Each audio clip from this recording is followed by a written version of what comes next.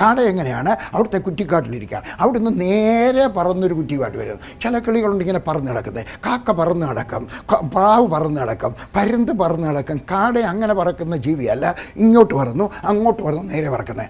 എന്നാൽ അതിൻ്റെ സ്വഭാവത്തിന് പോലും വ്യത്യാസം കൊടുക്കുന്നവനായ ദൈവം, എൻ്റെ ദൈവം ആരാണെന്നറിയാമോ? തൻ്റെ സൃഷ്ടിയുടെ ജീവൻ ശൈലിക്ക്, സ്വഭാവത്തിന് വ്യത്യാസം കൊടുക്കുന്നവനായ ദൈവം. എൻ്റെ ഇനിയും വാക്യങ്ങളുണ്ട്, മുമ്പോട്ട് പോയെങ്കിലും ഒക്കത്തുള്ള പ്രസംഗം നിർത്താനായിട്ട്. അതുകൊണ്ട് കാട ചുറ്റും വന്നു, തിന്നടാ തിന്ന്,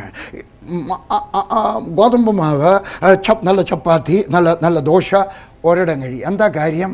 ദൈവം ഓർത്തിരുന്ന് സഹായിക്കുന്നവനായ ദൈവം. എന്താ ഓർത്തത്? പണ്ട് ഞാനവരുടെ വല്യപ്പച്ചൻ അബ്രഹാമിൻ്റെ വീട്ടിൽ ചെന്നായിരുന്നു. ഞാൻ, പിതാവ്, പുത്ര, പരിശുദ്ധാത്മാവ് 3 പേര് ഞങ്ങൾ അവിടെ ഇരുന്നു.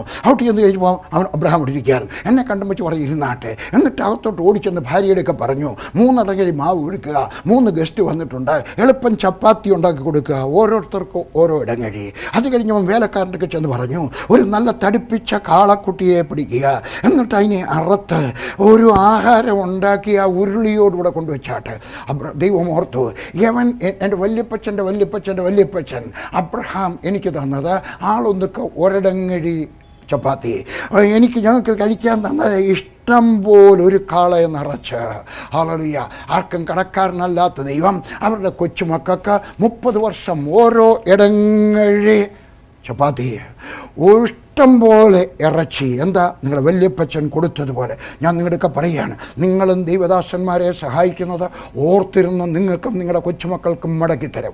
ആളുകൾ രൂപ വാങ്ങിക്കുമ്പോൾ എനിക്ക് പ്രയാസമുണ്ടായിരുന്നു, പക്ഷേ എനിക്കൊരു കാര്യം ഞാൻ സന്തോഷത്തോടെ വാങ്ങിക്കും. എന്താ കാര്യമെന്നറിയാമോ? കാരണം എനിക്കറിയാം, നിങ്ങൾ എനിക്ക് തന്നാൽ എൻ്റെ ദൈവം, ഞാൻ വിശ്വസിക്കുന്നവനായ ദൈവം, ഞാൻ സേവിക്കുന്നവനായ ദൈവം, നിങ്ങൾ ആരാണോ എന്നെ രൂപ ഏൽപ്പിക്കുന്നത് അത് മടക്കിത്തരുന്നവനായ ദൈവം. തീർന്നില്ല. അവരൊരു ദിവസം പറഞ്ഞ് ഞങ്ങൾക്ക് വെള്ളമില്ല. ഹല്ലേലൂയ.